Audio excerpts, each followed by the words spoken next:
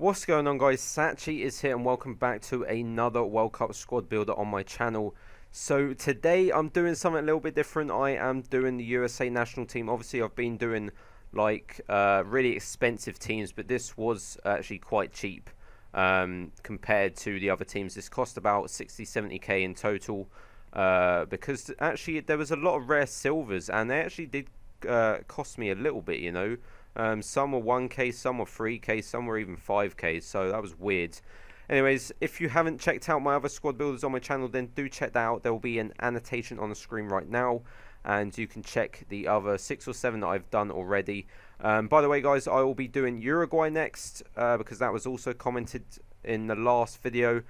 And do put in the comments who you want me to do after the Uruguay one. So feel free to put anyone that I haven't done already. So like I said, there was mainly silvers in this team. So firstly with the subs, we got Guzan, we got Romando, we got Davis, Cameron, Beasley with that pace, Zuzi, Johansson, Yedlin, Brooks, Diskarud, I think that's how you say it, and Wondolowski. That was an epic name.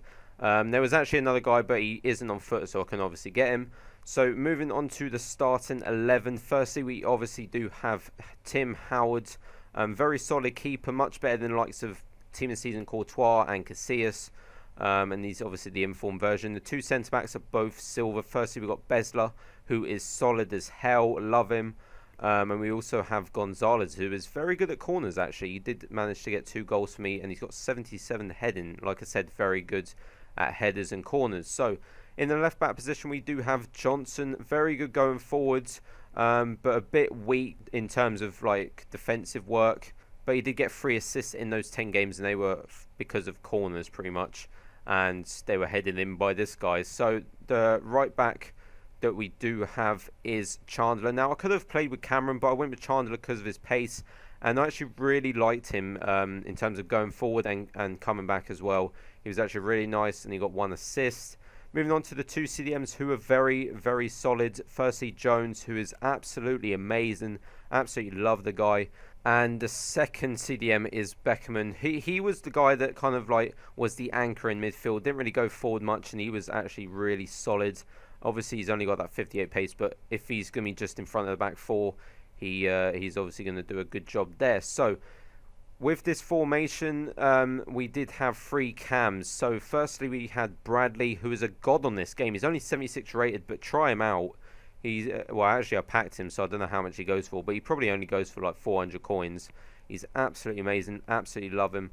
The other cam that we do have is Bedoya. Now he is only 71 rated, but I liked him as well.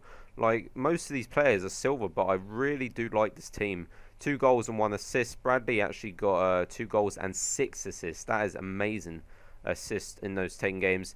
And we did have Dempsey as the other cam, who was my second favourite player in this team. 6 goals and 1 assist. I would say Bradley was actually my favourite. And up top we do have the big man Altidore, who got 8 goals and 2 assists in those 10 games. Doesn't seem like a great player, kind of like most of this team, but he was actually pretty solid. Worked perfectly at holding the ball up and allowing the likes of Dempsey, Bradley and Bedoya to get forward. So a really solid team, and let's get on with some gameplay.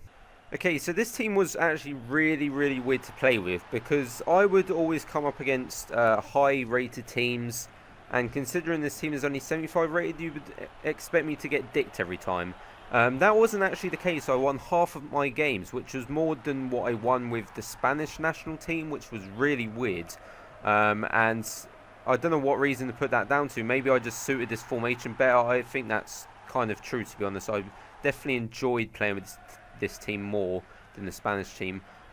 Maybe it was because of handicap, though, because a lot of the goals, well, quite a few goals I scored were in the last few minutes of games, which meant I won games because of that and got draws as well. So I lost like the first 3 games I played with this team, but after that I went on a 7-game unbeaten streak where I didn't lose another game. So it was actually really weird playing with this team, but all in all I did enjoy it.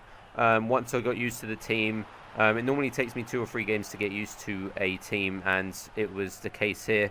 Altidore was hard to play with at the beginning because I'm used to playing with like pacey strikers. This guy's not pacey, he's just strong.